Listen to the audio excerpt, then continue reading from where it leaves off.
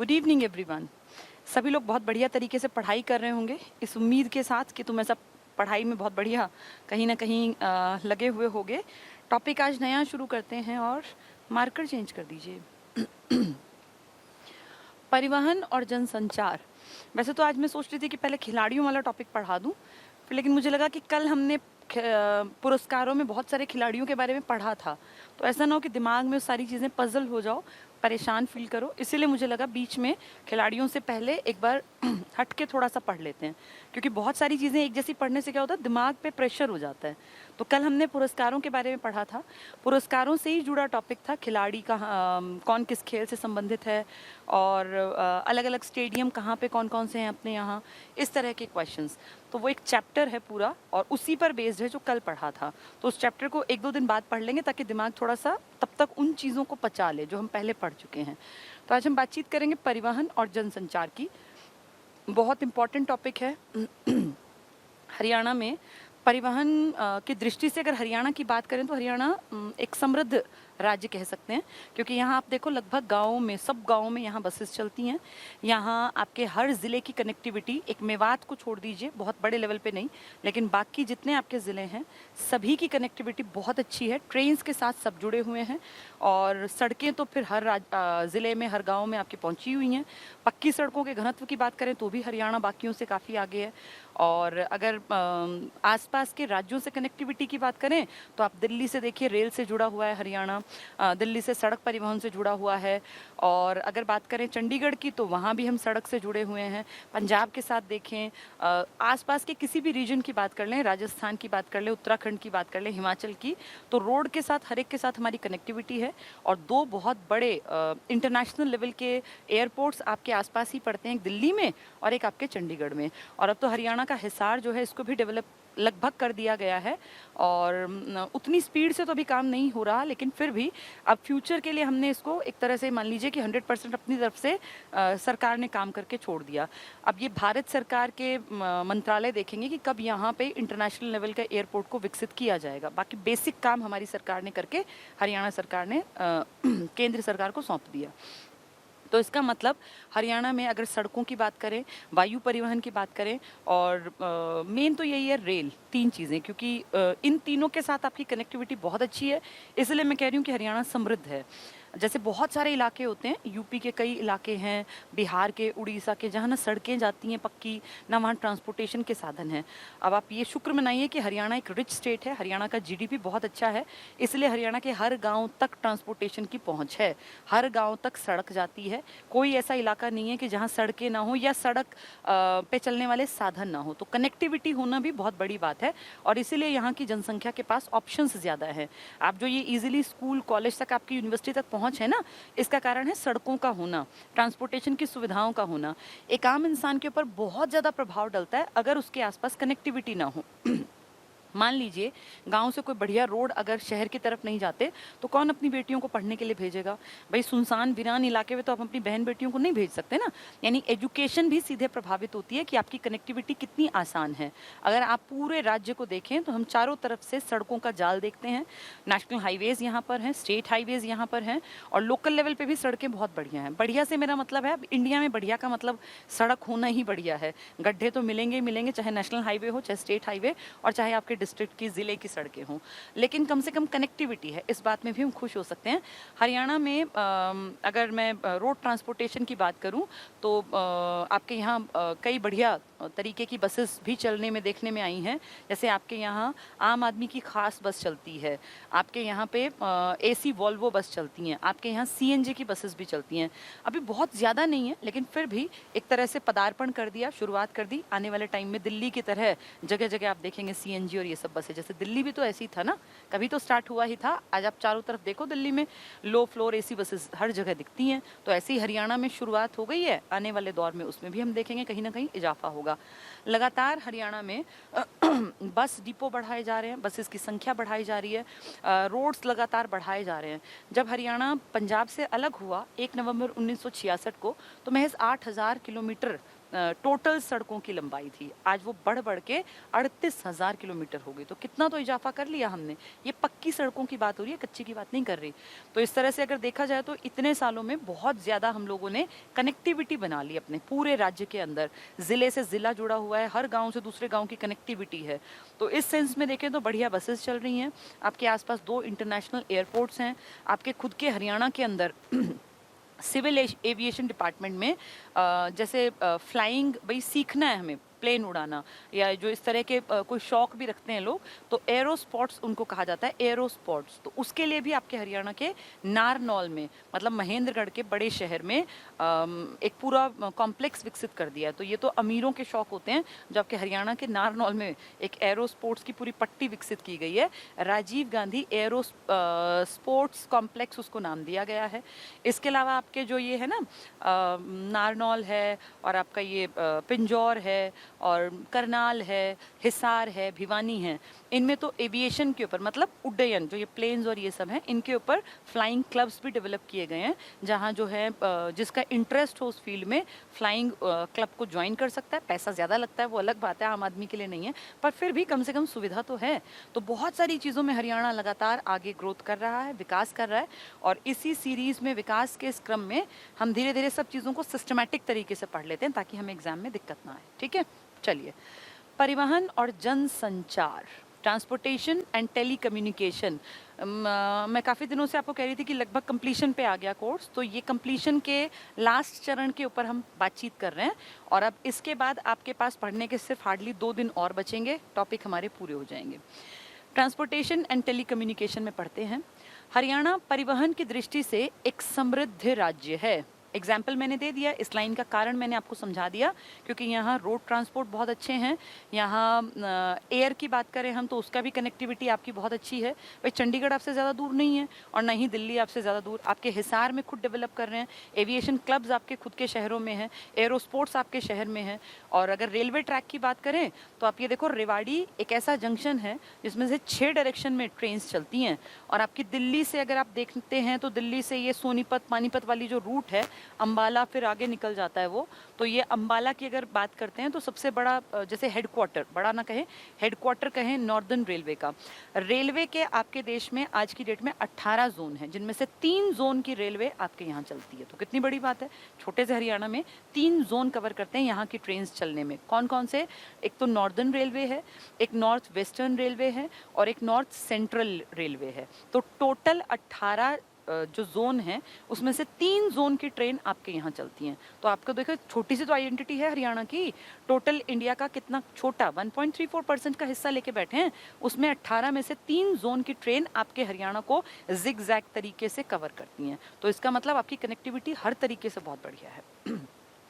तो पहली लाइन का मतलब समझ में आ गया होगा। हरियाणा परिवहन की दृष्टि से एक समृद्ध राज्य है। राज्य के आर्थिक विकास में यातायात मार्ग, यानी जो आप अमीर की बात करते हैं ना, हम जीडीपी में आगे हैं। हम हरियाणा के ये गुड़गांव फरीदाबाद टोटल हरियाणा के टैक्स कलेक्शन का 50% देते हैं। तो तुम्हें क्या लगता है इतनी ग्रोथ कब होती है? जब ट्रांसपोर्टेशन बहुत अच्छा हो, इंफ्रास्ट्रक्चर बहुत अच्छा हो। तो देखो क्या कह रहे हैं, आर्थिक मतलब पैसे वाला। इस विकास में यातायात मार्ग बहुत इंपॉर्टेंट रोल प्ले करते हैं, और परिवहन साधनों का प्रमुख योगदान रहा है। आपके यहाँ मार्केट तभी तो डेवलप होगा जब ट्रांसपोर्टेशन होगा। अगर आपके यहाँ ट्रांसपोर्टेशन नहीं है तो मार्केट कैसे डेवलप होगा?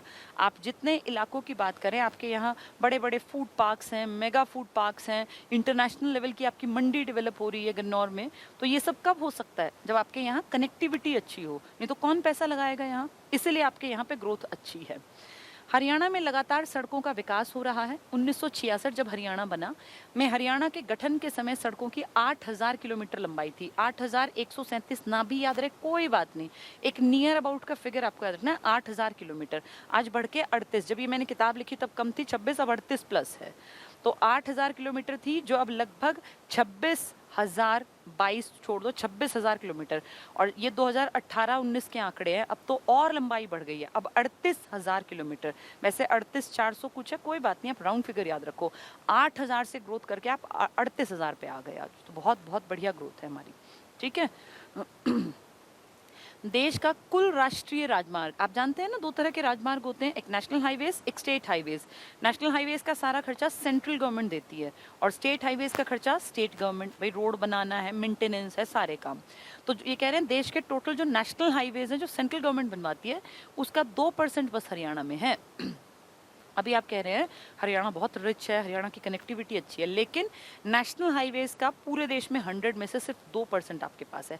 आबादी भी आप 2% ही लेके बैठे हैं, एरिया आप 1.34% लेके बैठे हैं, आबादी 2 पॉइंट समथिंग, तो 2.7 के आसपास है शायद, ये 2.1 है, 7 नहीं, तो 2% उतने ही लगभग नेशनल हाईवेज हैं।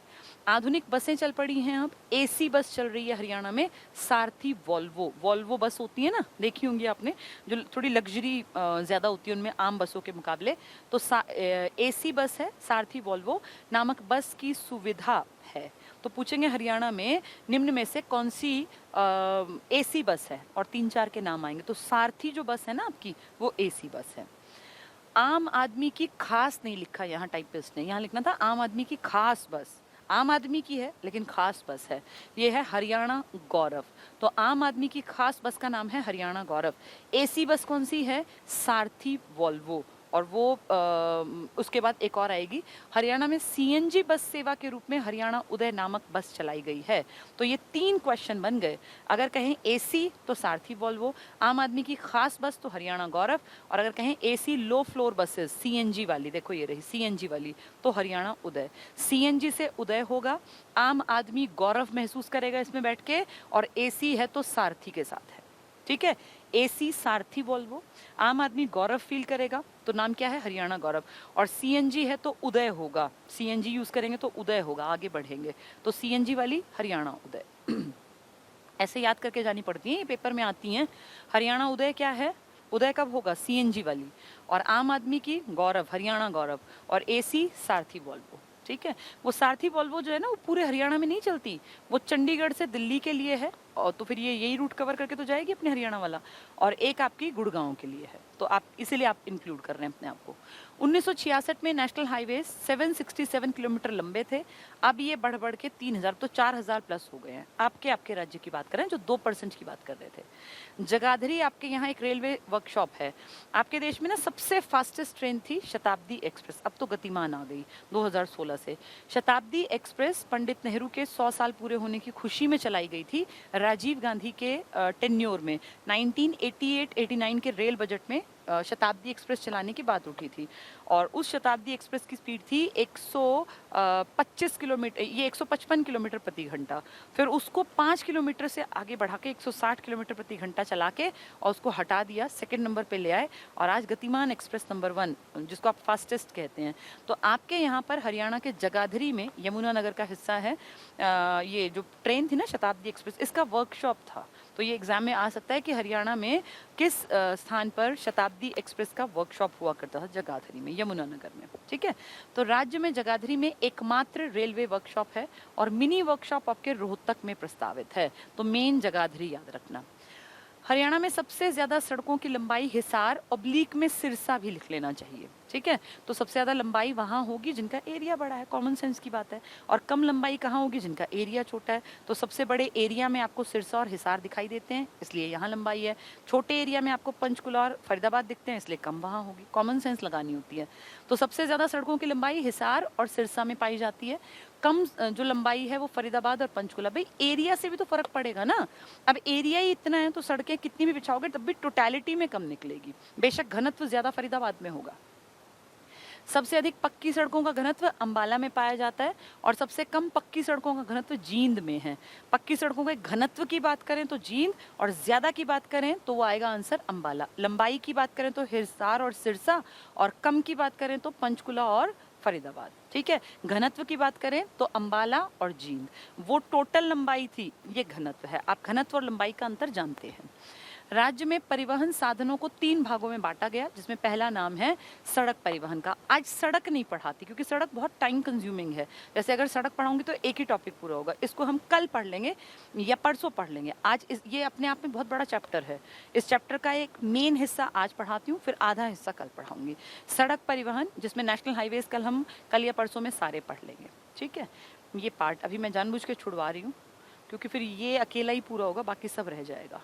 तो पहले बाकी सारा पढ़ लेंगे, फिर इसको पढ़ लेंगे। ये सब नेशनल हाईवेज हैं। एक्सप्रेस वे भी इसी का पार्ट है। आपके यहाँ 2 बड़े बड़े एक्सप्रेस वे हैं ना। चलो रेल परिवहन पढ़ते हैं। सड़क हमने अभी जानबूझ के छोड़ दिया। पढ़ेंगे सब कुछ पर एक तरीके से, ताकि आसान दिखे। जैसे पढ़ाई को आसान फील करना भी बहुत ज़रूरी होता है। अगर पढ़ाई टफ फील होगी ना तो याद ही नहीं रहेगी। पढ़ाई तब याद रहती है जब हमें आसान फील हो, और आसान पढ़ाने का एक तरीका होता है। ये हमें सिखाया गया था जब पढ़ा था कि कैसे पढ़ाना चाहिए। तो बताया गया था हमेशा सरल से कठिन की तरफ चलना चाहिए। कोई भी टॉपिक उठाओ, पढ़ने जब बैठो तो हमेशा आसान से मुश्किल की तरफ बढ़ो। मुश्किल से आसान की तरफ आओगे तो अपने आप में ये फील होगा कि पढ़ाई मुश्किल है, और फिर समझ में नहीं आएगा। और जब मुश्किल बाद में करोगे ना, तब तक आपको बहुत सारी चीज़ें आ जाएंगी, तो फिर आपको लगेगा कि मुझे आ सकता है। तो ये एक साइकोलॉजिकल फैक्ट है। हमेशा पहले आसान चीज़ करनी चाहिए, फिर टफ की तरफ चलना चाहिए। तो रेल परिवहन क्योंकि छोटा टॉपिक है, इसको पहले पढ़ लेंगे। वायु परिवहन छोटा है, इसको पहले पढ़ लेंगे। तो जब हमें 3 में से 2 परिवहन आ गए तो तीसरा अपने आप आएगा। रेल परिवहन, रेल के बारे में थोड़ा सा हम बातचीत करेंगे। मैं थोड़ा सा आप लोगों को समझा दूं, उसके बाद ये बहुत आसान दिखेगा। चलिए रेल परिवहन के बारे में बातचीत करते हैं। अब सिर्फ आपको सुनना है, सुन के वो टॉपिक देखना कितनी स्पीड से समझ में आएगा। हरियाणा में जो पहली ट्रेन चली थी, अंग्रेज़ों के दौर में चल गई थी पहली ट्रेन। इनफैक्ट अंग्रेज़ों ने ही तो चला रखी हैं ट्रेन। 1854 में 53 में इन्होंने काम किया था। तो आपके यहाँ 1873 में फर्स्ट ट्रेन चली थी, पहली ट्रेन। ये पूछा गया बहुत बार कि हरियाणा में पहली ट्रेन कब चली, तो 1873 में। आपके यहाँ पूरे देश में 3 तरह से ट्रेन चलती हैं। रेल की पटरियाँ तो आपने सबने देखी होंगी। रेल की पटरियों के बीच में जो दूरी होती है ना, बीच में, इसको कहा जाता है गेज। रेल की पटरियों के बीच की दूरी को गेज कहा जाता है। ये चौड़ाई की बात कर रही हूँ मैं। दूरी का मतलब इनके बीच में कितनी चौड़ाई है, इसकी बात हो रही है, इस एरिया की। तो आपके इंडिया में 3 तरह की गेज होती हैं। एक गेज को आप कहते हैं मीटर गेज। सबसे पहले अगर बात करूँ सबसे बड़ी की, तो वो है ब्रॉड मतलब चौड़ा। उसके बाद एक गेज है जिसको कहते हैं मीटर गेज, और एक छोटी सबसे कम चौड़ी पट्टी होती है 2 ट्रेन के इसके रेल के बीच की दूरी, उसे कहते हैं नैरो गेज। तो ये गेज जो है 3 तरीके से, GAUGE ये स्पेलिंग होती है इसकी, गाउज करके लिखते हैं, गेज बोलते हैं इसको। तो broad gauge, metre gauge, narrow gauge. Broad gauge का मतलब है 2 पटरियों के बीच की जो दूरी होगी वो 1.67 मीटर होगी। यानी 2 मीटर से कम है, 1.5 मीटर से ज़्यादा, 1.67 मीटर। जो आपने सबसे ज़्यादा आसपास ट्रेन देखी है ना, जैसे हरियाणा के ही बच्चे मुझे सुन रहे हैं, तो दिल्ली से जितनी ट्रेन आपके सोनीपत, पानीपत, करनाल, अंबाला वाले रूट पे चलती हैं, ये सारी ब्रॉड गेज पे चलती हैं। यहाँ 2 पटरियों के बीच की चौड़ाई जो है 1.67 मीटर है। ठीक है। एक दूसरी होती है मीटर गेज, जिसमें 2 पटरियों के बीच की जो चौड़ाई है वो उससे कम होती है, ठीक 1 मीटर। ठीक 1 मीटर के कारण इसका नाम मीटर गेज पड़ा। ब्रॉड में 1.67 है, थोड़ी सी बढ़ गई। और फिर तीसरी है नैरो मतलब संकरी, कंपैरेटिवली कम दूरी वाली, जिसके बीच में पटरियों के बीच में चौड़ाई कम हो। ये इसको उल्टा कर दो, ये पॉइंट लगा के 1 मत लगाना इस बार, इसको उल्टा कर दो 0.76, तो 0.76 कह लें, एक ही बात है, इतने मीटर। यानी तीनों आपस में रिलेटेड हैं। 1 मीटर सही मीटर गेज है।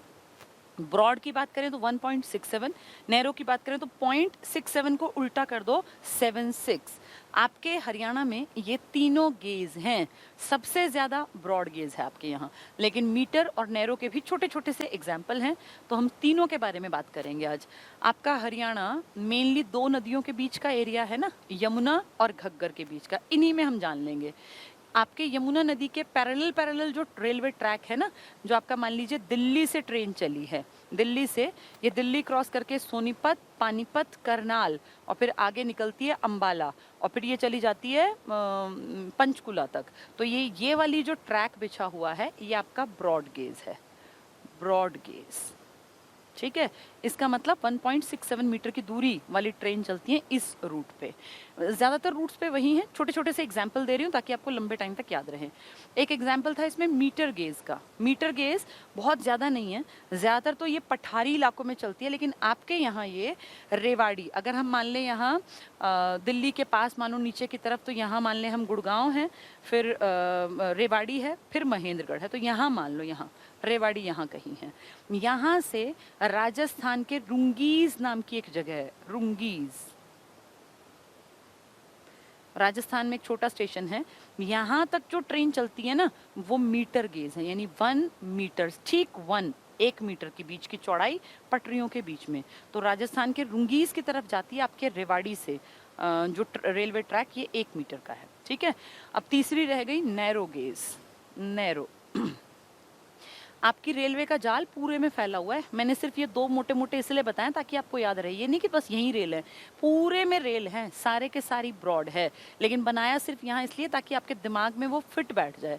तो ब्रॉड गेज तो पूरा हरियाणा है। एक पट्टी कहाँ से कहाँ, रेवाड़ी से रुंगीज राजस्थान की तरफ आपकी मीटर गेज की है, पूरे में नहीं है, ये छोटे से एरिया में है बस। ऐसी ही एक पट्टी आपके पिंजौर, ये पंचकुला, पंचकुला में एक स्टेशन पड़ता है आपका कालका, जहाँ जाके आपकी जो ये बड़े वाली चौड़ी पट्टी पे चलती ट्रेन आई थी ना दिल्ली से, ये रुक जाती है।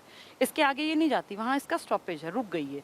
उसके बाद वहाँ पे ना सीमेंटेड पूरा ब्लॉक कर रखे हैं कि उससे आगे ट्रेन नहीं जाएगी ये चौड़े वाली।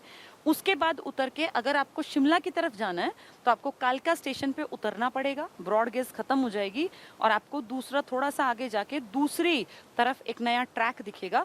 बहुत छोटी सी आपको ट्रेन्स दिखेंगी जिनके डिब्बे बहुत छोटे होंगे और ऐसा लगेगा टॉय ट्रेन है, टॉय ट्रेन ही होती हैं वो, और उनमें पटरियों के बीच में ना चौड़ाई बहुत ही कम दिखेगी, बहुत ही ज़्यादा कम, क्योंकि कितनी है 0.76 मीटर। और वो ट्रेन्स वो हैं जो पहाड़ी इलाका आपका जोड़ती है ना, ये शिमला का इलाका है या अपनी नीलगिरी जो पहाड़ियाँ हैं दक्षिण की तरफ, वहाँ पर जो ट्रेन चलती हैं वो आपकी नैरो गेज हैं। क्योंकि हम अपने से जोड़ के पढ़ रहे हैं तो अपने स्टेशन याद रखें।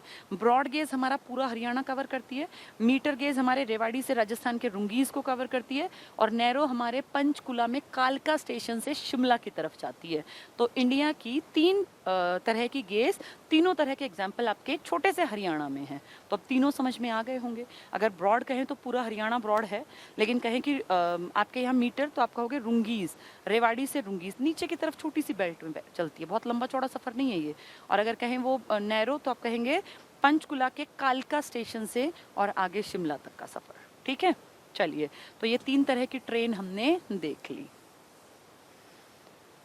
वापस आते हैं। अब पढ़ेंगे तो बहुत आसान दिखेगा, किसी भी चीज को समझ के पढ़ना बहुत आसान हो जाता है।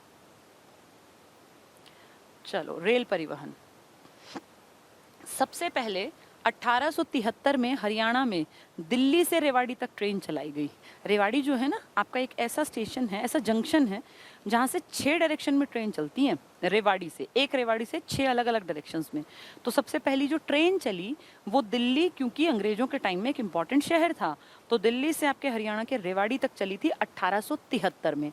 आपके यहाँ ट्रेन चली ही 1853-54 में है, तो ये लगा लो कि उसके 20 साल बाद, 53 से 63 फिर 73, तो जल्दी ही 20 साल में आपका नंबर आ गया। तो आपके यहाँ ट्रेन कहाँ आई? रेवाड़ी। कहाँ से? दिल्ली से। तो पहली ट्रेन 1873 में दिल्ली से रेवाड़ी तक चलाई गई। ठीक है।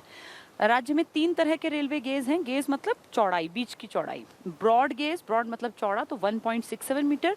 अंबाला से दिल्ली जितने आपका स्टेशन पड़ेंगे ना सारे ये सब ब्रॉड है।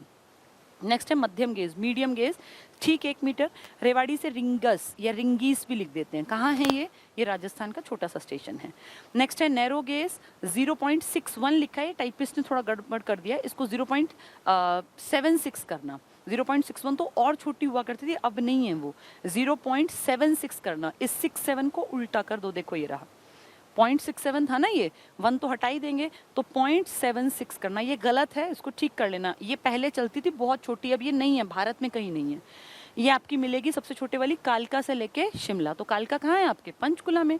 यानी पंचकुला से पहाड़ों की तरफ चलती है नैरो, ब्रॉड चलती है पूरे हरियाणा में। दिल्ली से आप जो अंबाला का रूट पकड़ें, चाहे आप दिल्ली से रोहतक बहादुरगढ़ का रूट पकड़ें, सब वही है, बड़े वाली ट्रेन। और आपकी मीटर गेज चलती है आपके रेवाड़ी से रुंगीज या रिंगीज की तरफ, जो कि राजस्थान का पार्ट है। ठीक है। हरियाणा में लगभग 4000 किलोमीटर रेलवे लाइन है। अभी हम पढ़ रहे थे बसें जो थी जिन पे चलती थी सड़कें, वो कितनी थी पहले? 8000 के आसपास ना, अब कितनी है? 38,000। तो रेलवे ट्रैक्स उतने नहीं हैं, क्योंकि रेलवे ट्रैक्स देखो आप लिमिटेड हैं। जैसे बस सड़क तो हर जगह बिछा रखी है।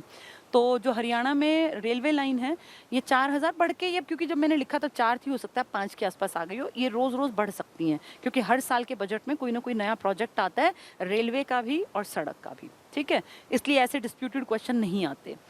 कालका पंचकुला से एक छोटी रेल लाइन नैरो वाली शिमला तक जाती है, ये मैंने आपको समझा ही दिया। यमुनानगर के जगाधरी, ये भी बता दिया। शहर में रेलवे की कार्यशाला या वर्कशॉप अवस्थित है, जहां कौन से डिब्बों को की मरम्मत की जाती थी? शताब्दी के इंजन और डिब्बों में, ठीक है। तो जगाधरी में एक वर्कशॉप है मेनली शताब्दी के लिए। मेवात के नूह में कोई स्टेशन नहीं है।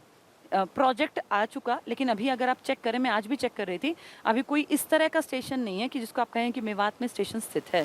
तो पूछेंगे हरियाणा के किस जिले में आज भी कनेक्टिविटी ट्रेन्स की नहीं है, तो आप कहोगे मेवात में। मैं अभी थोड़ी देर पहले सारी लिस्ट देख के आई हूँ कि हरियाणा में कितने स्टेशन हैं, उनमें मेवात का कहीं नाम नहीं था। मेवात के नूह में कोई भी रेलवे लाइन और रेलवे स्टेशन नहीं है। वैसे पाइपलाइन में है, प्रोजेक्ट में है, बनेंगे यहाँ, लेकिन प्रेजेंट, ये क्वेश्चन बहुत बार आता है, मेवात में नहीं है। भारत की पहली सीएनजी ट्रेन आपके हरियाणा में चली, इंडिया की पहली, और वो आपके रेवाड़ी से चली, क्योंकि सबसे बड़ा जंक्शन आपके यहाँ रेवाड़ी है ना, रेवाड़ी से रोहतक की तरफ आई थी। तो इंडिया की थी ये पहली। इंडिया मतलब बहुत बड़ी बात है कि इंडिया में पहली ट्रेन आपके यहाँ चल रही है सीएनजी। तो भारत की पहली सीएनजी ट्रेन 15 जनवरी 2015 को रेवाड़ी से रोहतक, रेवाड़ी से क्यों चली? क्योंकि सबसे बड़ा जंक्शन है, के मध्य चलाई गई। तो पहली सीएनजी आपके यहाँ चली ट्रेन रेवाड़ी से रोहतक 2015 को, 15 जनवरी। पहली ट्रेन आपके यहाँ 1873 में चली थी, ये भी दिल्ली से रेवाड़ी आई थी, और अब रेवाड़ी से कहाँ जा रही है? रोहतक। वो पहली ट्रेन थी, ये पहली सीएनजी ट्रेन है।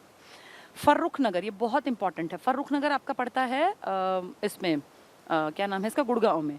और यहाँ रेलवे ट्रैक बिछाया था नमक ढोने के लिए अंग्रेजों ने अपने टाइम में। आप जानते हैं ना, नमक पे टैक्स लगता था, नमक बनाना गैर कानूनी था उस टाइम पर, तभी तो गांधी जी ने 1930 में नमक सत्याग्रह किया था, दांडी मार्च, सविनय अवज्ञा आंदोलन, जिसमें 78 लोग उनके पीछे चले थे, वही बात कर रहे हैं ये। फर्रुखनगर स्टेशन डेवलप ही नमक ढोने के लिए किया गया था। तो फर्रुखनगर तक रेलवे लाइन बिछाने का मुख्य उद्देश्य था नमक ले जाना।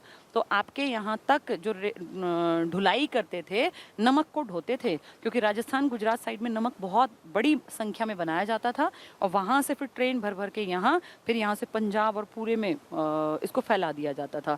तो फर्रुखनगर का जो रेलवे ट्रैक बिछाया गया स्पेशल गुड़गांव का, वो नमक ढोने के लिए बिछाया गया। उत्तरी रेलवे जोन का हेडक्वार्टर कहाँ है? अंबाला, आप सब अच्छी तरह जानते हैं। अब वो पूछेंगे हरियाणा में कितने जोन हैं? टोटल जोन कितने हैं? 18 रेलवे के, जिसमें से 3 आपके यहाँ हैं। कौन कौन से?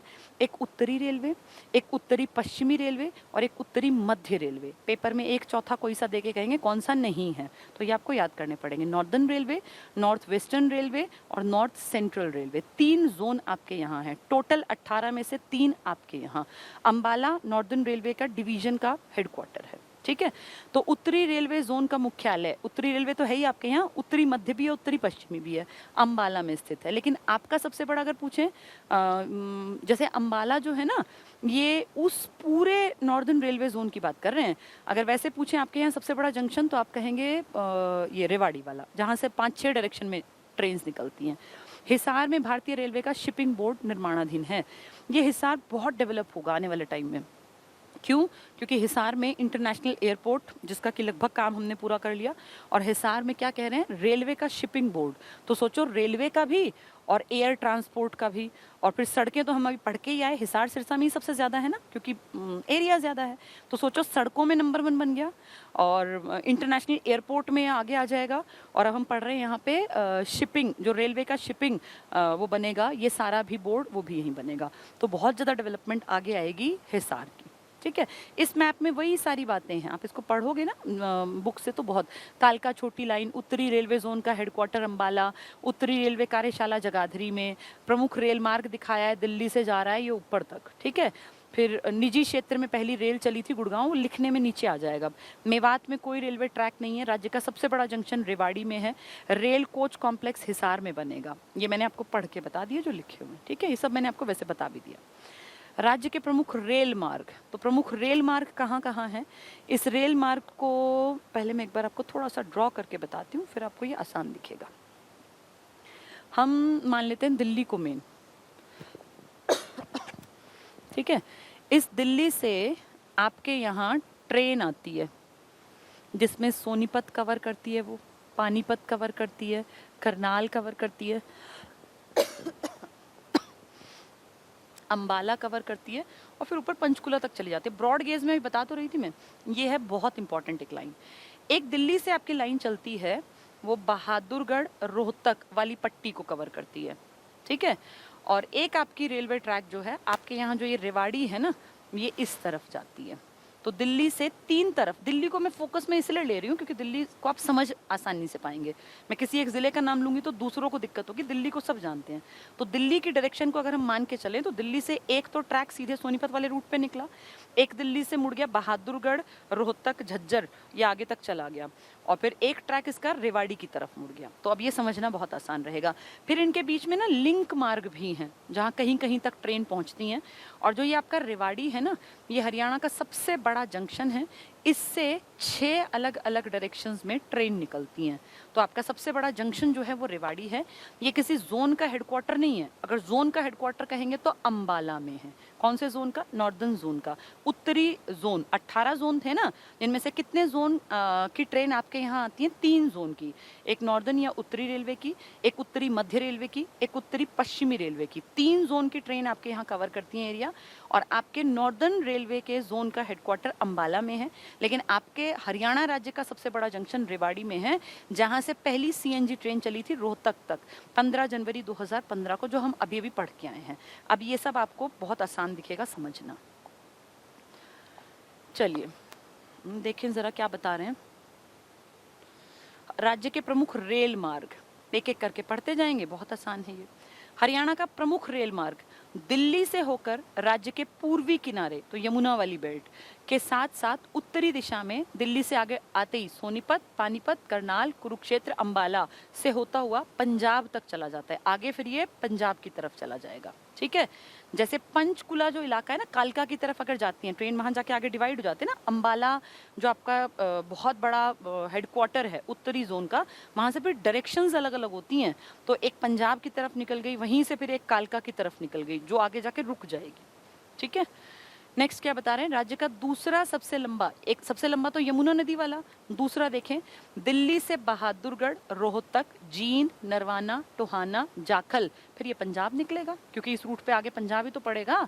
तो ये दिल्ली से निकला, बहादुरगढ़, रोहतक, टोहाना यानी फतेहाबाद की तरफ मुड़ गया, ऊपर आता हुआ फिर ये निकल गया आगे, कहाँ तक जाएगा फिर ये? पंजाब के फिरोजपुर तक। ये वाला भी देखो पंजाब चला गया। एक इसका रूट चला गया था कालका की तरफ। ये मेन बता रहे हैं, मतलब जिन पे ज्यादा पैसेंजर्स जाते हैं। राज्य का तीसरा सबसे बड़ा और प्रमुख रेल मार्ग गुड़गांव से होता हुआ रेवाड़ी तक जाता है। रेवाड़ी हरियाणा का सबसे बड़ा और पुराना जंक्शन है। ये किसी जोन का हेडक्वार्टर नहीं है, लेकिन ये हरियाणा का सबसे बड़ा जंक्शन है। रेवाड़ी जंक्शन 6 डायरेक्शन में यहाँ से ट्रेन चलती हैं। ये किसी जोन का हेडक्वार्टर नहीं है। अगर जोन का हेडक्वार्टर आए तो अंबाला को याद करना, ठीक है। यहाँ से 5 रेल मार्ग, वैसे 6 निकलते हैं, इन्होंने 5 यहाँ बताए हैं लिखित में। रेवाड़ी से दिल्ली तो जाएगा ही जाएगा। फिर रेवाड़ी से एक बावल अलवर, अलवर मतलब राजस्थान की तरफ, तो रेवाड़ी से एक दिल्ली तो इधर चला गया, रेवाड़ी से अलवर तो अपोजिट चला गया। फिर रेवाड़ी से नारनौल, रिंगस, अभी मैंने बताया था ना जो कौन सी ट्रेन चलती है आपकी मीटर गेज, वो रिंगस राजस्थान तक की तो थी। तो रेवाड़ी नारनौल यानी महेंद्रगढ़ की तरफ और रिंगस। फिर एक रेवाड़ी कनीना महेंद्रगढ़ सतनाली लोहारू, यानी रेवाड़ी से कनीना महेंद्रगढ़, तो ये एक ही तो इलाका है महेंद्रगढ़ का, सतनाली इसी का पार्ट। फिर आगे लोहारू भिवानी तक आई। फिर एक रेवाड़ी दादरी भिवानी हांसी हिसार सिरसा भटिंडा, यानी काफी लंबा रूट क्रॉस करती हुई पंजाब निकल गई। तो आपके इकलौते रेवाड़ी से 6 अलग डायरेक्शंस में ट्रेन चलती हैं, जिसमें से 5 यहाँ बता दिए। रेवाड़ी से दिल्ली की तरफ गई, रेवाड़ी से रिंगिस की तरफ गई, अलवर को तक पहुंची, फिर रेवाड़ी से एक लोहारू की तरफ गई, एक रेवाड़ी से आपकी ये सतनाली और ये सब कवर करके। तो 5 अलग अलग रूट हैं। रेवाड़ी सबसे बड़ा जंक्शन है, देखो हर एक की शुरुआत रेवाड़ी से हो रही है, चाहे वो दिल्ली जा रही हो, अलवर जा रही हो, रिंगस जा रही हो, लोहारू निकले या फिर भटिंडा तक जाए, ठीक है। तो सबसे बड़ा जंक्शन कौन सा है? रेवाड़ी, पुराना भी। ये तो थे मेन रेल के रूट, एक यमुना नदी के पैरेलल, एक रोहतक बहादुरगढ़ वाला जो आगे चला गया पंजाब के फिरोजपुर तक, और तीसरा रेवाड़ी वाला। तीन इंपॉर्टेंट हो गए। अब इनको जोड़ने के लिए भी लिंक मार्ग हैं, जैसे कि सोनीपत से एक जा रहा है ना आजकल ये जींद की तरफ, ये अभी तो बना है गोहाना जींद वाला, पहले नहीं था। दिल्ली से निकलने वाले दो प्रमुख रेल मार्गों के बीच में लिंक रेल मार्ग भी हैं जो थोड़ी थोड़ी दूरी को जोड़ देते हैं। पहला लिंक रेल मार्ग पानीपत को गोहाना के रास्ते जोड़ता है, तो पानीपत को गोहाना से लिंक रेलवे जोड़ देता है। दूसरा जींद को सफीदों के रास्ते पानीपत से मिलाता है, और तीसरा कुरुक्षेत्र को कैथल के रास्ते नरवाना से मिलाता है। लिंक रेल मार्ग होते हैं छोटे, जो कहीं किसी एक स्टेशन से डबल डायरेक्शन में निकलते हैं ना, उनको कहते हैं लिंक, कि भाई वो एक स्टेशन से दूसरे को मिलाएगा। तो इस तरह के लिंक रेल मार्ग आपके यहाँ 3 हैं। मुख्य रेल मार्ग आपके यहाँ 3 हैं। एक रेवाड़ी वाला, रेवाड़ी से दिल्ली, रेवाड़ी से अलवर, रेवाड़ी से रिंगिस, अलग अलग थे ना, लोहारू, फिर एक पंजाब तक। ऐसे ही आपके यहाँ पे एक इंपॉर्टेंट है, यमुना नदी की तरफ चले जाओ, अंबाला, एक पंजाब की तरफ अंबाला से मुड़ेगा, एक कालका जाके रुक जाएगा, और एक तीसरा कौन सा, बहादुरगढ़ रोहतक वाले रूट पे। ठीक है, लिंक मार्ग हमने देख लिए। राज्य में मेट्रो का तो बहुत बड़ा योगदान है, और क्योंकि मेट्रो थोड़ा सा शहरीकरण की तरफ भी इशारा करती है, तो आपके यहाँ सबसे पहले मेट्रो चली थी हरियाणा में, गुड़गांव में। गुड़गांव और फरीदाबाद में मेट्रो से ज़्यादा तो किराया निकलता है। मेट्रो की कनेक्टिविटी लगातार जो बढ़ाई जा रही है ना, वो इन इलाकों में है। और भी इलाके हैं, अब झज्जर तक मेट्रो का काम धाम है, सोनीपत भी उसमें आ जाएगा। लेकिन अभी जो मेन अगर कहेंगे भाई मेट्रो का मेन जो फोकस है, जहाँ की जनता ज़्यादा यूज़ कर रही है मेट्रो का, तो फरीदाबाद और गुड़गांव हैं आपके। ठीक है, हरियाणा राज्य में पहली बार मेट्रो रेल 2010 में प्रारंभ हुई, यानी हुड्डा राज में। इसमें दिल्ली के कुतुब मीनार से हुड्डा सिटी सेंटर गुड़गांव में है 15 किलोमीटर लाइन सम्मिलित थी। तो दिल्ली के कुतुब मीनार मतलब मेहरौली, मेहरौली से गुड़गांव वैसे भी पास पड़ता है, इनके बीच का डिस्टेंस भी कम है, तो सबसे पहले छोटे रूट पे चलाई। तो कुतुब मीनार से चला के और ये हुड्डा सिटी सेंटर तक 15 किलोमीटर की लाइन थी। बाद में इसे दिल्ली के समयपुर बादली, जो कि आपका ये मेन रूट है जिसपे ये अम्बाला वाली ट्रेन आएगी, से हुड्डा सिटी सेंटर तक जोड़ दिया गया। समयपुर बादली से इसकी दूरी लगभग 50 किलोमीटर पढ़ लो। तो पहले जो ट्रेन चली 2010 में, वो आपके कुतुब मीनार के कॉम्प्लेक्स से चली हुड्डा सिटी सेंटर 15 किलोमीटर, फिर इसको बढ़ा के इस तरफ और कहाँ तक ले आए, बादली तक, समयपुर बादली तक। समयपुर बादली एक स्टेशन है जिसपे आपकी ये अम्बाला वाले रूट की जो ट्रेन है ना, ये भी पड़ती है, इसका भी स्टेशन है वो। ठीक है, नेक्स्ट है 2013 में गुड़गांव में रैपिड मेट्रो आपको पता होगा ना, अब ये पूरे में चलेगी रैपिड मेट्रो। जो आपका ये केएमपी है ना, अपना ये केएमपी पता होगा आप लोगों को, जिसमें कि ये कुंडली, मानेसर, पलवल जो पूरा रिंग की तरह जोड़ रहा है, उस तरफ केजीपी है अपने गाजियाबाद वाले रूट पे, और इधर केएमपी है, पूरी एक रिंग जैसी बना दी ना गोल। इस अपने रूट पे केएमपी के रूट पे हमारे यहाँ 5 शहर बसेंगे और यहाँ रैपिड मेट्रो चलेगी। उस रैपिड मेट्रो के बारे में क्या बता रहे हैं, 13 में गुड़गांव में रैपिड मेट्रो की शुरुआत की गई। ये दिल्ली मेट्रो के सिकंदरपुर मेट्रो स्टेशन, सिकंदरपुर आपका गुड़गांव में, अपनी व्यावसायिक सेवाएं देती है। इसकी कुल दूरी 6 किलोमीटर है। रैपिड मेट्रो भी बहुत कामयाब नहीं है आपके देश में, लेकिन आने वाले दौर में कह रहे हैं कि ये जो बसें हैं ना, इनकी इंपॉर्टेंस घट जाएगी और मेट्रो और रैपिड मेट्रो ये 2 चीज़ चलेंगी। रैपिड मेट्रो अब आने वाले दौर में बहुत ज़्यादा बड़े लेवल पे देखने में मिलेगी। तो पहले सबसे पहले कहाँ, गुड़गांव में। मेट्रो भी 2010 में गुड़गांव, पहले 15 किलोमीटर, फिर लगभग 50 किलोमीटर। ठीक है, प्राइवेट मेट्रो थी, रिलायंस ने ले रखा था ये। अन्य महत्वपूर्ण तथ्य, महेंद्रगढ़, यहाँ कोई भी नेशनल हाईवे नहीं था, अब नेशनल हाईवे, अब इनके स्टेट हाईवे को नेशनल हाईवे का दर्जा मिल गया। पहले 2 स्टेशन हम पढ़ते थे बहुत, एक तो मेवात में कोई रेलवे ट्रैक नहीं था, महेंद्रगढ़ में कोई नेशनल हाईवे नहीं था, अब बन गया, अब है नेशनल हाईवे। यहाँ कोई भी राष्ट्रीय राजमार्ग नहीं था, पर अब NH11 और NH148B बनाया गया है। तो अब मत कहना कि नहीं था, अब सिर्फ आप याद रखो रेलवे स्टेशन नहीं है हमारे मेवात में, और वो भी पाइपलाइन में है, वो भी बन जाएगा। मेवात नूह में पहले कोई भी रेलवे यातायात नहीं था, पर अब दिल्ली, सोहना, नूह, फिरोजपुर, अलवर रेल मार्ग प्रस्तावित है। तो पहले नेशनल हाईवे नहीं थे महेंद्रगढ़ में, अब हैं। पहले स्टेशन नहीं थे मेवात में, लेकिन अब प्रस्तावित हैं, कुछ सालों में बन जाएंगे। एकमात्र CNG ट्रेन आपकी रोहतक से रेवाड़ी के मध्य चलती है, और पहली ट्रेन कहाँ से कहाँ चली थी, रेवाड़ी से रोहतक, रोहतक से रेवाड़ी नहीं। पहली ट्रेन जो चली थी ना देश की, वो चली थी जनवरी 2015 में रेवाड़ी से रोहतक के बीच में, पूरे देश में पहली CNG की ट्रेन थी वो। एकमात्र सोलर पावर ट्रेन जो सोलर एनर्जी से चलती है, सराय रोहिल्ला छोटा सा स्टेशन है दिल्ली में, वहाँ से आपके हरियाणा तक चलती है। तो सराय रोहिल्ला दिल्ली से फर्रुख नगर जो क्यों डेवलप किया था, नमक ढोने के लिए। तो सराय रोहिल्ला दिल्ली से फर्रुख, छोटी सी दूरी है ये, गुड़गांव के बीच संचालित है। ये आपकी सोलर पावर ट्रेन है, बिजली से एकमात्र ट्रेन जो चलती है, इससे सोलर एनर्जी से जो चलती है। तो छोटा सा रूट है, कोई बहुत भारी भरकम रूट नहीं है। ये कहाँ से कहाँ है? सराय रोहिल्ला दिल्ली से आपके फर्रुख नगर तक। फर्रुख नगर की ट्रेन क्यों डेवलप की गई थी लाइन? उस टाइम पर, अंग्रेजों के टाइम पर, नमक ढोने के लिए। तो सराय रोहिल्ला से फर्रुख नगर तक कौन सी ट्रेन चलती है? सोलर एनर्जी यूज करने वाली। पहली सीएनजी कहाँ चली आपकी? रेवाड़ी से रोहतक में। पहली मेट्रो कहाँ चली आपकी? गुड़गांव में, कुतुब मीनार कॉम्प्लेक्स से आपके सिकंदरपुर तक। और फिर रैपिड मेट्रो भी कहाँ चली? गुड़गांव में। पहली ट्रेन कब चली? 1873 में। ये सब बार बार पढ़ने से याद होंगे, ठीक है? ऐसे सोचो कि एक दिन में सब कुछ आएगा तो नहीं आएगा, सुनोगे फिर पढ़ोगे, फिर 2-4 बार फिर पढ़ोगे तो याद हो जाएगा। चलिए, हरियाणा में 2 रेल लाइन बनाने की घोषणा की गई है। कुरुक्षेत्र से कह रहे हैं रादौर तक बनेगी और कैथल से पटियाला तक बनेगी। बनाने की घोषणा और बनने में सालों साल लगते हैं, पर यह है कि प्रोसेस में है ये काम। Rohtak mayhem Hansi Sonipat Gohana Jind railway track अंतिम चरण में इनफैक्ट बन गया है। तो ये गोहाना वाली ट्रेन चल तो पड़ी सोनीपत से, वो जाती इक्का दुक्का ही है, लेकिन चलती हैं ये ट्रेन। 2018 बजट में नए प्रस्तावित, ये जब किताब लिखी तो 2019 में लिखी, तब ये नई बात थी, अब ये इंपॉर्टेंट नहीं है, ये इंपॉर्टेंट है। देखो, रेवाड़ी से 6 रेलवे मार्ग हैं और लगभग अब तुम्हें सारे समझ में आ गए होंगे। रेवाड़ी से दिल्ली जाता है, रेवाड़ी से बावल जाता है, रेवाड़ी से नारनौल रिंगस जो ये था ना मीटर गेज वाला, रेवाड़ी से कनीना महेंद्रगढ़, ये सतनाली है, लतनाली लिखा है, सतनाली लोहारू। रेवाड़ी से दादरी भिवानी हांसी हिसार और सिरसा कर लेना, सिरजा लिख दिया। रेवाड़ी से झज्जर और रोहतक। तो कुल कितनी? 6 डायरेक्शंस में ट्रेन चलती हैं। सबसे पुराना और सबसे बड़ा जंक्शन है ये, लेकिन ये हेडक्वार्टर नहीं है आपके। उत्तरी जोन का हेडक्वार्टर आपके अंबाला में है। 3 जोन कौन कौन से बताए मैंने? देश में 18 हैं। उत्तरी रेलवे जोन आपके यहाँ ट्रेन चलाता है, उत्तरी पश्चिमी जोन आपके यहाँ ट्रेन चलाता है और उत्तरी मध्य जोन भी आपके यहाँ ट्रेन चलाता है। ठीक है, ट्रेन का टॉपिक पूरा। अब नंबर नहीं कटना चाहिए, चाहे वो रैपिड रेल पूछें, चाहे वो मेट्रो पूछें, चाहे वो पहली ट्रेन पूछें, फर्रुख नगर की लाइन पूछें, 3 इंपॉर्टेंट मार्ग पूछें रेल के, या लिंक मार्ग पूछें, तो या कुछ भी पूछें घुमा फिरा के, हमें सब चीज़ें पता चल चुकी है, हम टिक मार्क कर सकते हैं। ठीक है, अगली हेडिंग है वायु परिवहन। आपके हरियाणा में ऐसा नहीं है कि बहुत बिजी कोई इंटरनेशनल एयरपोर्ट है, एक भी नहीं है अभी तक तो, लेकिन आपने हिसार डेवलप कर लिया, क्योंकि हमें देश ने कहा था कि देश में दिल्ली के आईजीआई पे, इंदिरा गांधी इंटरनेशनल एयरपोर्ट पे बहुत भीड़ रहती है।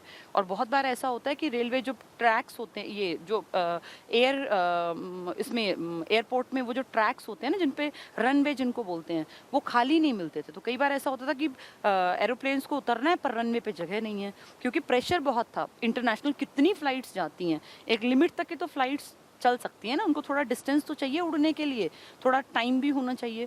तो इसलिए कहा कि बहुत ज़रूरत है, इसके पैरेलल में एक डेवलप करते हैं। तो फिर हिसार देखा तो जगह भी खाली थी, एरिया अच्छा था, कनेक्टिविटी अच्छी थी हिसार और दिल्ली के बीच में, इसलिए हिसार को प्रमोट किया गया हमारी सरकार ने भी, और फिर भारत सरकार से परमिशन मिली और हिसार ने अपना 100% काम जो हमारे पार्ट पे हमें करना था हमने कर दिया। मेरे ख्याल 2019 में हमने वो सौंप दिया था भारत सरकार के सिविल एविएशन डिपार्टमेंट को। वायु परिवहन 1 नवंबर 1956 यानी आपके बनने से भी 10 साल पहले हरियाणा में सिविल एविएशन की स्थापना की गई थी। पूछ लेंगे, सिविल एविएशन, नागरिक उड्डयन बोलते हैं, एविएशन होता है उड़ने से संबंधित डिपार्टमेंट, नागरिक सिविल। तो सिविल एविएशन डिपार्टमेंट कब बना? 56 में। राज्य में आर्थिक सर्वेक्षण 17-18 के अनुसार हिसार, ये देखो सिविल एविएशन एयरपोर्ट बता रहे हैं, ये हिसार, भिवानी, करनाल, नारनौल, पिंजौर, NPK। और NPK मतलब क्या हुआ? नारनौल, P मतलब पिंजौर, K मतलब करनाल। तो NPK 3 इंपॉर्टेंट हैं और 2 बड़े बड़े हैं, एक हिसार और एक भिवानी। ठीक है, BH जैसे मन करे याद कर लो। ठीक, सिविल एविएशन एयरपोर्ट है और 3 एविएशन सेंटर इनमें से ही हैं, हिसार, करनाल और पिंजौर।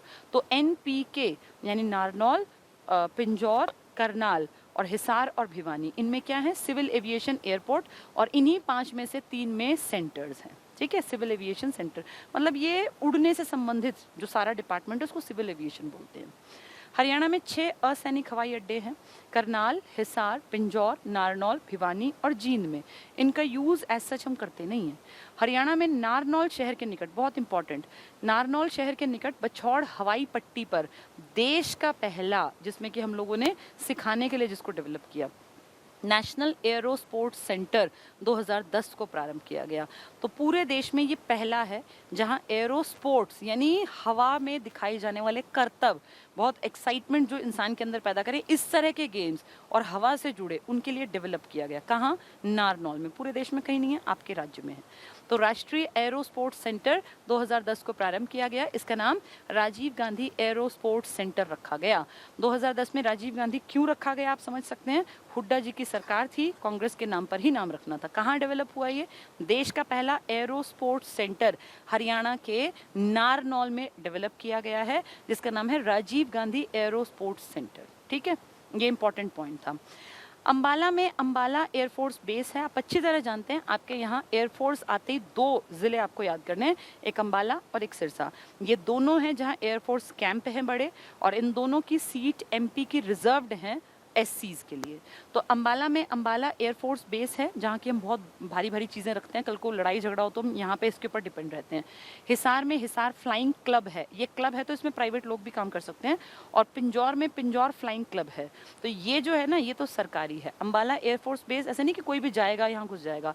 यहाँ बहुत सारी चीज़ें ऐसी रखी हैं जो कल को अगर हमारी पाकिस्तान या चाइना किसी की भी लड़ाई हो तो हमें यहाँ से बहुत ज़्यादा जो एविएशन है ना, जो डिपार्टमेंट है, ये एक्टिवली काम करेगा। ठीक है।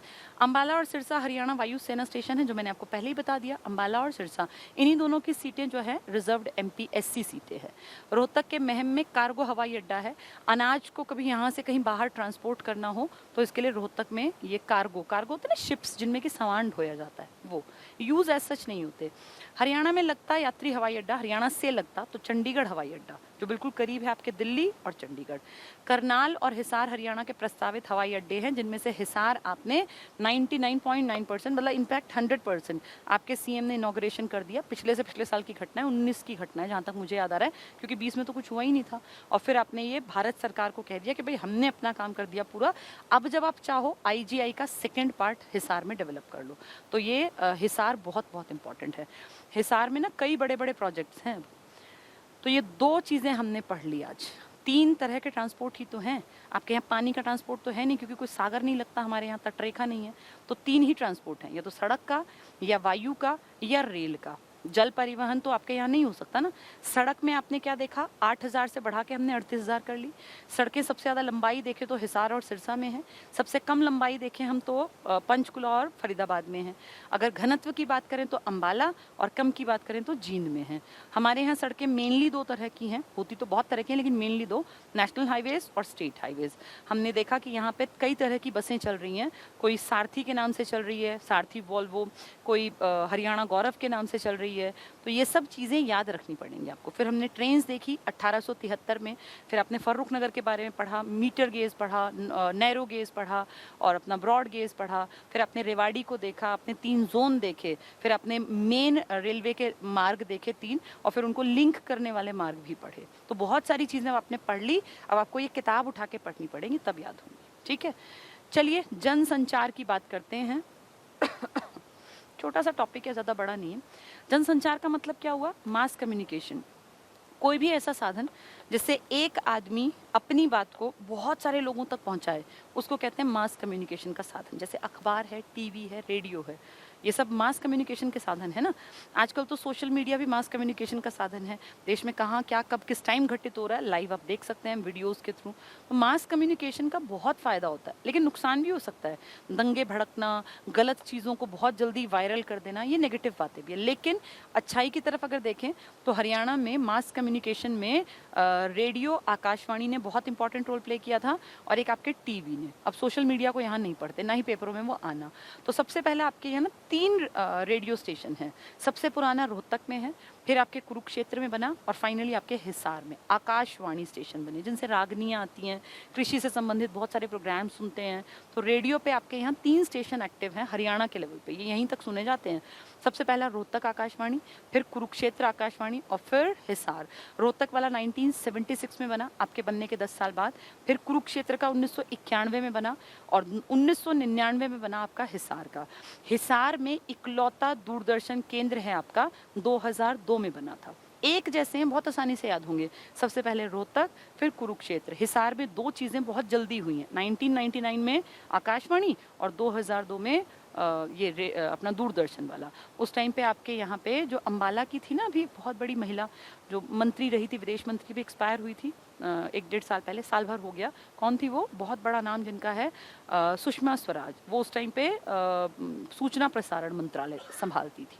ठीक है, चलो अब इनको पढ़ते हैं, बहुत आसान चीजें हैं। जनसंचार से आशय उन साधनों के अध्ययन और विश्लेषण से है जो जनसंख्या के बड़े भाग को आपस में जोड़ते हैं। तो जनसंचार मतलब जनता के बीच में संचार, रेडियो, टेलीविजन, दूरदर्शन, समाचार पत्र, पत्रिकाएं।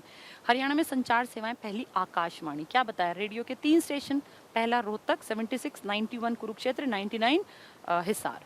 आकाशवाणी रोहतक राज्य का सबसे पुराना आकाशवाणी केंद्र है। स्थापना इसकी 8 मई 76 को हुई थी। आकाशवाणी कुरुक्षेत्र, इस केंद्र की स्थापना 24 जून 1991 को हुई। आकाशवाणी हिसार, ये 26 जनवरी 1999 को। तो ये इसके कुछ दिन बाद ही यहाँ दूरदर्शन बन गया। तो हिसार लास्ट में आएगा। सबसे पहले रोहतक है, लास्ट में हिसार है, तो बीच में कुरुक्षेत्र आएगा। कॉमन सेंस है। दूरदर्शन, हरियाणा राज्य का एकमात्र दूरदर्शन, इकलौता टीवी से जुड़ा केंद्र आपका हिसार दूरदर्शन केंद्र है। इसका उद्घाटन हरियाणा दिवस पर 1 नवंबर 2002 को उस टाइम की तत्कालीन मतलब उस समय की सूचना प्रसारण मंत्री श्रीमती सुषमा स्वराज ने किया। अब सुषमा स्वराज क्यों आई होंगी? क्योंकि आप ही के इलाके की हैं, अम्बाला की ही तो हैं सुषमा स्वराज, तो इसलिए उस टाइम ये बड़े डिपार्टमेंट की हेड थी जिसका काम ही टीवी रेडियो से जुड़ा था। तो जब यहाँ इनॉग्रेशन हुआ, इसी राज्य से पली बढ़ी थी, तो इसलिए यहाँ आ गई। तो सूचना प्रसारण मंत्री कौन थी? सुषमा स्वराज। सन 2002 में बीजेपी की सरकार थी। 1999 से 2004 के बीच में बीजेपी गठबंधन सरकार में आई थी ना, एनडीए के नाम से। तो उस टाइम सुषमा स्वराज अपने टीवी रेडियो को संभालती थी। तो हमारे यहाँ इनॉग्रेशन पर आई हिसार में। हिसार में उससे कुछ साल पहले आकाशवाणी बना है, और उससे कुछ साल पहले कुरुक्षेत्र में, और उससे काफी साल पहले रोहतक में। तो 3 आकाशवाणी, रोहतक 1976, 1991, कुरुक्षेत्र 1999, हिसार। और हिसार में कुछ ही साल बाद बन गया टीवी, इकलौता दूरदर्शन केंद्र। ठीक है, हो गया टॉपिक। इसका संचालन प्रसार भारती द्वारा किया जाता है। बस यही बातें थी आकाशवाणी की और टीवी की। तो हमने ट्रांसपोर्टेशन के 3 में से 2 साधन कंप्लीट कर लिए, बस एक सड़क छोड़ दिया। आकाशवाणी वाला टॉपिक हमने कंप्लीट कर लिया। पत्रकारिता अभी नहीं पढ़ाऊंगी, फिर ये बहुत टफ हो जाएंगी सारी चीज़ें। इसको पढ़ाऊंगी मैं अभी एक आधे दिन में, क्योंकि फिर नहीं तो सारी चीज़ें एक जैसी टफ हो गई तो बड़ा मुश्किल लगेगा फिर। सिनेमा पढ़ लेते हैं। सिनेमा पहले भी पढ़ा चुकी हूँ, 2-4 पॉइंट्स हैं, आपको सब आ जाएंगे। अब ये आप अच्छी तरह जानते हैं, सिनेमा में कुछ ही पॉइंट्स आने के होते हैं। एक तो आपके यहाँ बैनर बहुत बड़ा है, जो आपको नाम याद भी होगा। क्या नाम था उनका? जो 2 भाई थे और दोनों डायरेक्टर भी थे, और दोनों ने निर्देशन भी किया और मूवीज़ बनाई भी, प्रोडक्शन भी किया। कौन सा बैनर था वो? बहुत बड़ा, प्रभाकर बैनर। और आपने जगत जाखड़ का नाम कई बार सुना है, हमने डिटेल में पढ़ा भी है, झज्जर से थे। ऐसी उषा शर्मा है, ऋचा शर्मा है, या सोनू निगम है, या परिणीति चोपड़ा है, या जूही चावला है, या रणदीप हुड्डा है। बड़े बड़े कलाकार हैं।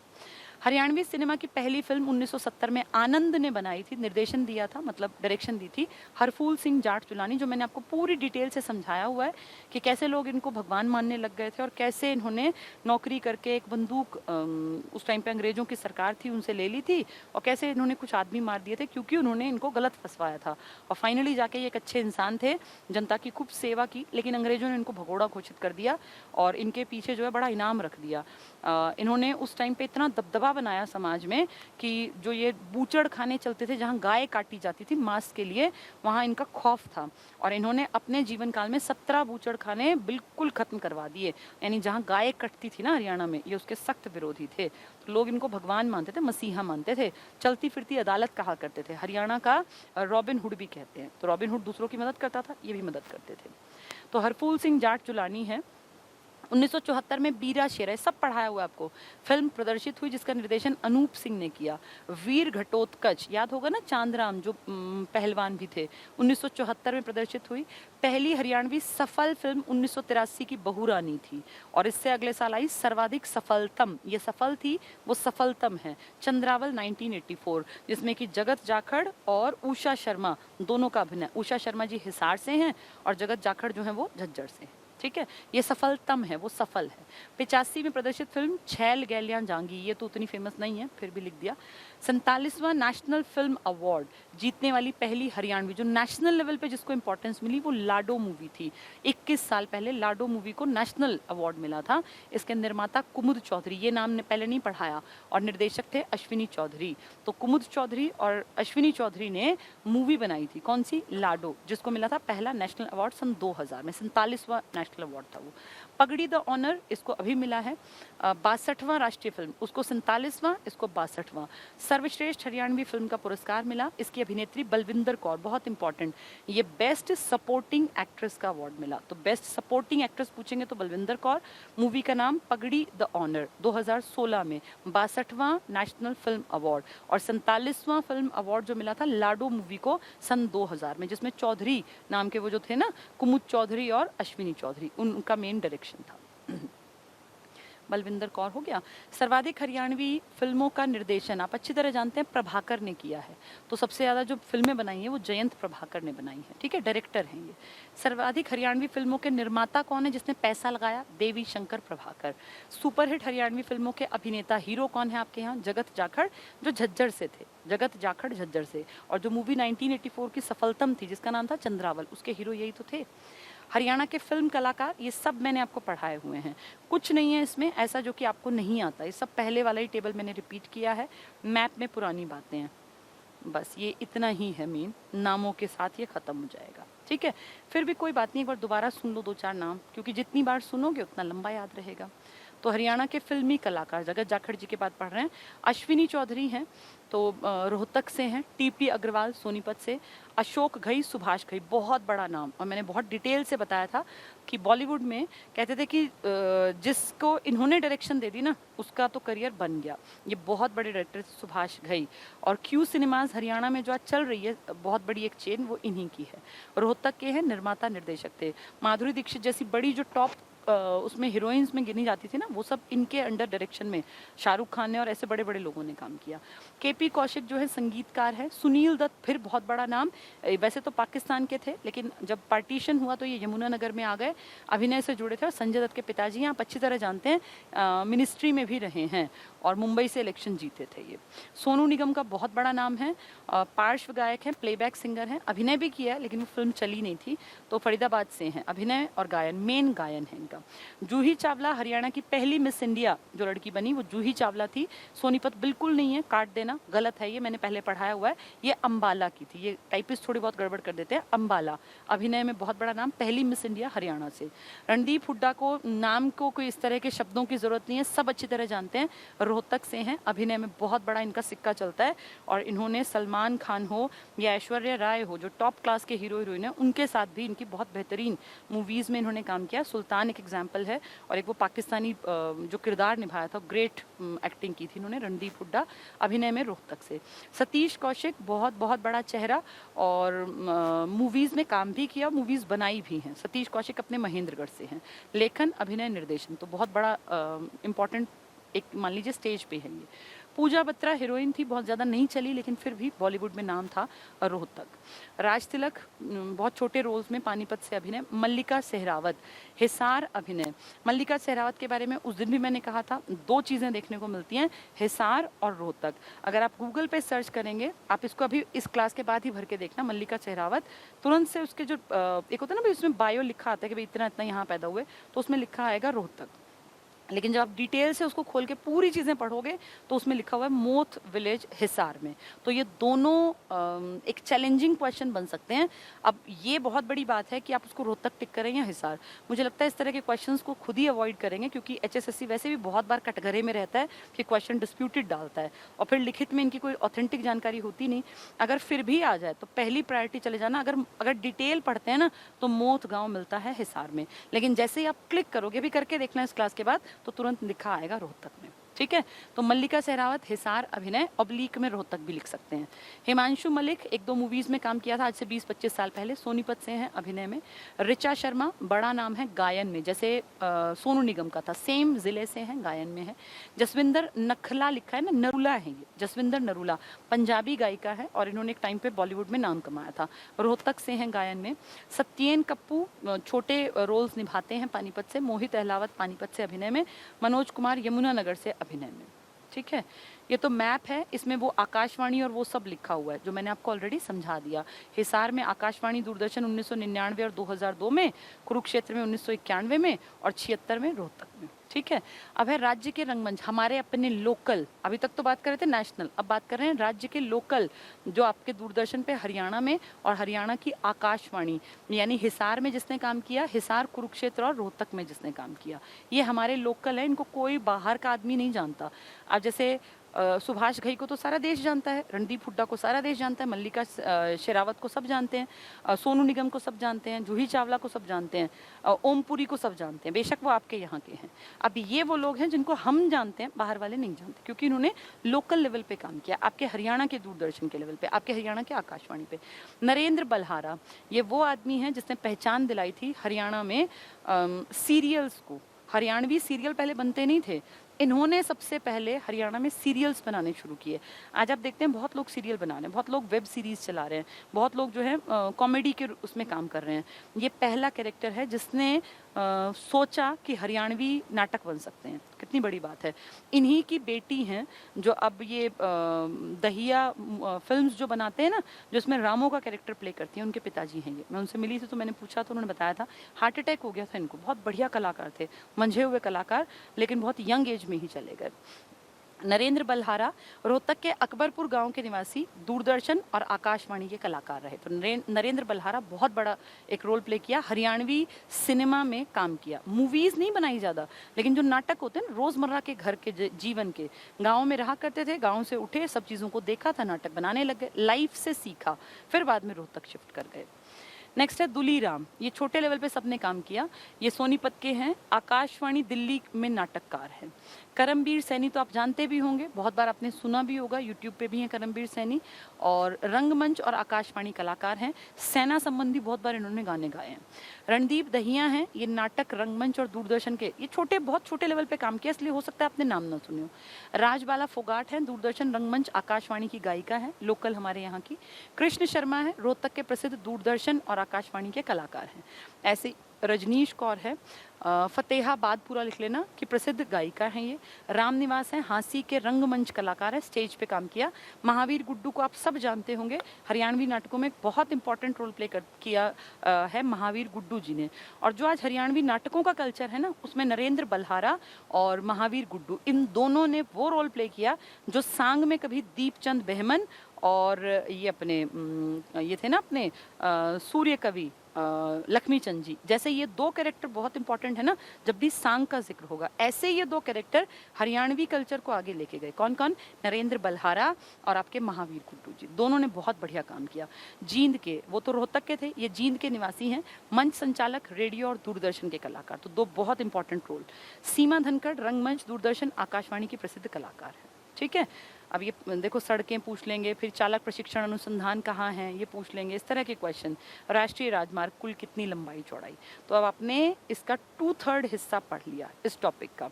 परिवहन और जनसंचार, जनसंचार में सिर्फ एक टॉपिक छुड़वा दिया मैंने पत्रकारिता का, और परिवहन का भी एक टॉपिक छुड़वा दिया नेशनल हाईवेज वाला, और सड़कों का थोड़ा सा हिस्सा पढ़ा है लेकिन मेन नहीं पढ़ा, तो एक पार्ट इसका और एक पार्ट इसका, दो छोटे पार्ट्स जो रह गए हैं वो हम कल की क्लास में कर लेंगे, कल नहीं तो परसों कर लेंगे। अब जैसे 2/3 हिस्सा निपट गया ना, अब 1/3 बहुत आसान दिखेगा। अगर आज 1/3 पढ़ाती तो ये 2/3 भी टफ लगता, क्योंकि वो टफ है जो मैंने छुड़वाया है, ये आसान है। अब एक बेस बन गया ना, अब कल देखना नेशनल हाईवेज और वो सब भी आपको आसान दिखेगा। ठीक है, चलिए आज इतना ही पढ़ते हैं। सारे याद करने की ज़रूरत नहीं होती, आप 2-3 बार पढ़ लो। जैसे राजबाला फोगाट पढ़ लिया, नरेंद्र बल्हारा पढ़ लिया, तो 3-4 बार पढ़ लेंगे तो ये नाम थोड़े दिमाग में रह जाएंगे। ऐसे नहीं कि सारे ही नाम याद करने, ऐसे सारे याद थोड़ी होते हैं। जैसे बड़े बड़े बॉलीवुड की बड़ी हस्तियां हैं तो उनको याद कर लो, बाकी 1-2 बार नज़र में से सारे निकाल लेने चाहिए, क्योंकि पेपर का नहीं पता ना कहाँ से। अब उनके लिए क्या है, किताब उठाएंगे, 50 नामों में से एक नाम लिख देंगे उनके जो मन में आएगा, जिस पे उसकी नज़र पड़ेगी। अब वो डिपेंड करता है कि वो समझदार है तो जो फेमस है उनके बारे में पूछेगा, और ऐसे ही कहीं 2 नंबरी टाइप के लगे हुए आधे तो पेपर सेट करने वाले भी तो ऐसे ही हैं हमारे हरियाणा में। तो उस कंडीशन में उसको पता ही नहीं है कि इंपॉर्टेंट चीज़ क्या है, किसी का भी नाम दे देगा। ये प्रॉब्लम है। हमारी जिम्मेदारी है हम 99% चीज़ें जो हमें पता है कि आ सकती हैं उनको तैयार कर लें। 1% तो हरियाणा का कुछ भी प्रेडिक्टेबल नहीं है। यहाँ कुछ भी कोई भी कभी भी क्वेश्चन बना सकता है। आप ये देखो, पिछली बार ये क्वेश्चन आ गया था ना, वो एक ब्राह्मण जाति के ऊपर नेगेटिव वाला, तो आपके भरत भूषण भारती जी को तो सस्पेंड कर दिया था। तो यहाँ पेपर सेटर में इतना भी दिमाग नहीं है जिसने वो किया था पेपर सेट, कि किसी जाति विशेष पर कभी भी टिप्पणी नहीं करनी चाहिए, भारत में तो खासकर। तो जिसको इतना ही नहीं पता था वो सोचो इतने हाई लेवल पे बैठा हुआ था कि पेपर की सेटिंग कर रहा था। तो यहाँ कुछ भी आ सकता है। ये खुद भी नहीं जानते होते कि हम जो उठा के दे रहे हैं वो पूछने लायक है कि नहीं है। पर हमारी जिम्मेदारी क्या है, हम इसको बहाना नहीं बना सकते, हमें पढ़ना पड़ेगा। 99% जो आपको पता है कि इसमें से क्वेश्चन आएगा उसको याद कर लो। 1% में सब कुछ याद नहीं कर सकते तो उनको सिर्फ रीड कर लेना चाहिए। ठीक है। ये कह रहे हैं पीडीएफ लगवा दिया करो। पीडीएफ लगती है डेली? डेली लगती है। ठीक है। अब जितने भी एग्जाम होंगे ना, तो आपको तैयारी, कोई पूछ रहा है इसके एग्जाम के लिए क्या करें, सब कुछ पढ़ना होता है। जिसको नौकरी चाहिए, maths, reasoning, English, Hindi, science, geography, economics, politics, history, Haryana है तो हरियाणा जीके, करंट अफेयर्स, सब कुछ पढ़ना है। इसीलिए ना ये मत सोच के बैठा करो कि हम कुछ खास सब्जेक्ट पढ़ के नौकरी लग जाएंगे। नहीं, आपको जब सब चीज़ें आएंगी ना तब आपका पेपर पास होगा। एक डिपार्टमेंट के पीछे बैठे रहोगे तो रह ही जाओगे। सारे फॉर्म्स भरा करो, तैयारी ऐसी करो कि हर चीज़ में से निकल जाओ, और हर चीज़ को बार बार पढ़ना होता है ताकि वो चीज़ें हमें याद हो जाएं, तब जाके नौकरी लगती है। नौकरी लगना कोई हंसी मजाक नहीं है कि आप एक बार पढ़ेंगे और आपका सिलेक्शन। हरियाणा जी के कंप्लीशन पर आ गया, लेकिन कम से कम 10 बार जब तुम इन चीज़ों को पढ़ लोगे ना अपने आप, सुन चाहे एक बार लेना, लेकिन अपने आप 10 बार पढ़ना, तब बात बनेगी, वरना सारी चीज़ें दिमाग में मिक्स हो जाएंगी। खैर, अब यह है कि बहुत सारी चीज़ें हम लोगों ने सीख ली हैं और अब बहुत थोड़ा सा हिस्सा रह गया जो कि हमारा सीखना बाकी है, ना के बराबर। ट्रांसपोर्टेशन खत्म होती है तो बस वो पशुओं की गणना वाला टॉपिक है और फिर ये टॉपिक कंप्लीट, यानी छोटे छोटे बस 3 टॉपिक रह गए। अब 1-2 दिन में मैं सब करा दूंगी। इन केस अगर मैं 1-2 दिन में क्लास ना लूँ ना तो उसमें बहुत पैनिक मत मचाना। मैं मंडे ट्यूसडे में कोशिश करा के पूरा सिलेबस कंप्लीट कर दूंगी। हो सकता है कल परसों में ही, और अगर कल परसों मान लीजिए इन केस क्लास ना हो तो फिर मंडे ट्यूसडे। अब आपके पास कुछ ऐसा नहीं है कि जो आपको नहीं आता। कोशिश करूंगी कल ये ट्रांसपोर्टेशन पत्रकारिता दोनों करा दूं, फिर कुछ बचेगा ही नहीं। बहुत छोटे 2 टॉपिक बचेंगे, वो बहुत मतलब 1 दिन की कहानी रह जाएगी। ठीक है, चलिए आज इतना ही पढ़ते हैं। अब हम मिलेंगे कल और इम्पोर्टेंट टॉपिक का बचा हुआ हिस्सा पूरा कर लेंगे। Thank you, good night.